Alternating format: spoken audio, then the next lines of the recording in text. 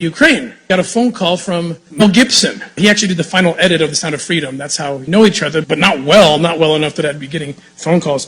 And he told me that he was in Budapest at the time. This was right hours after the invasion, and he said he supports a bunch of orphans in Ukraine, and he was worried about them, and he asked if I could help get them out. So now I've got 12 from my wife, I got about 13 others from Mel Gibson, and I'm thinking, okay, I got this list of kids I got to get out. Now, I told Mel, I said, you got to help me. This is going to be expensive.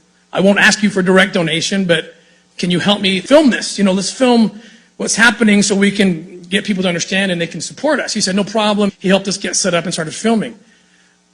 4 months later, what I thought was going to be maybe a documentary about Ukraine ends up being a 4-part docuseries that's almost done. It's being produced by DNA Films and executive produced by Tony Robbins.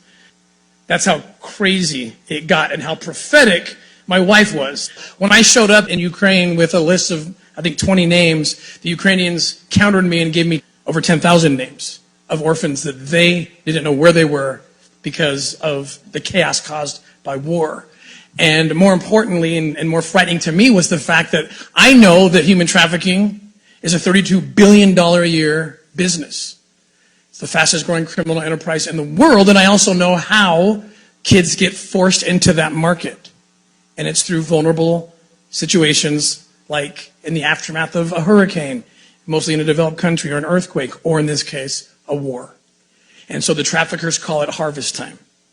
And that was the intel we were getting. And so we weren't just there to extract those kids, but look for leads. And it really was a miracle what happened. It's one of these things that, faith precedes the miracle. I take a lot of comfort in the fact that there's only one time in the scripture where Jesus gets mafioso. It's righteous because it's Jesus doing it. But if you listen to his words, it's mafioso.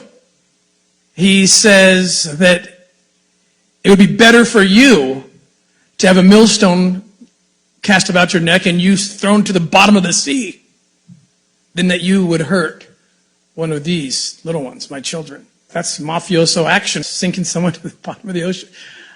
And Jesus said it. So I know where he stands on it. So I can expect, and we can expect, miracles when we're fighting to protect children. I never dreamed there'd be a day when